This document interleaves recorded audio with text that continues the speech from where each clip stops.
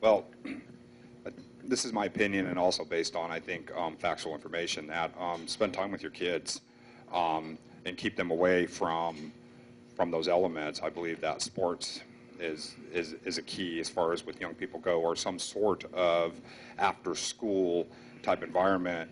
I'm a believer that it doesn't matter if they're in private school or they're in public school, that they're going to come across people who are experimenting or using. It's a matter of giving them choices that outweigh that say, hey, this is a better solution or a better fun thing for me.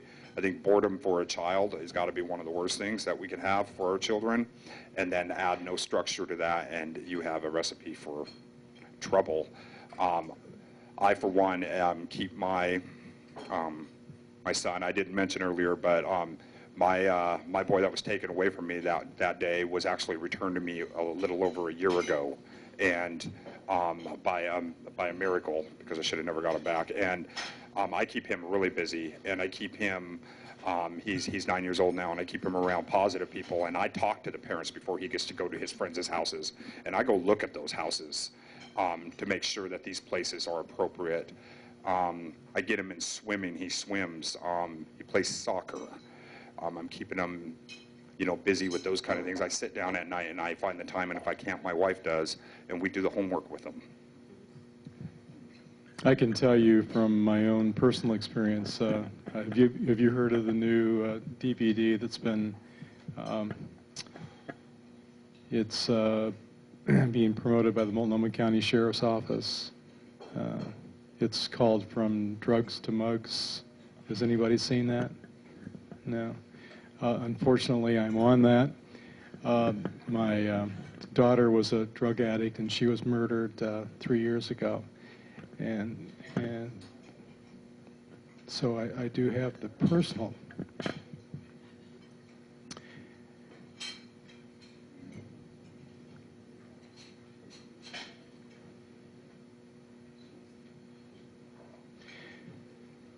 Drugs are non-discriminatory, and they affect all classes of our society.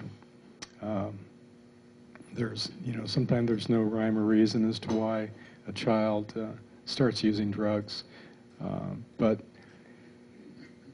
I think probably, one of the keys is to make them aware of the consequences of drugs. And I can tell you the DVD that was produced by Multnomah County Sheriff's Office, they go around to high schools and they show that it is very, very impactful. And I would suggest that if anybody knows anybody, any young kids that are having problems with drugs, that certainly would be one tool to pull out of the tool chest and have them take a look at that. So.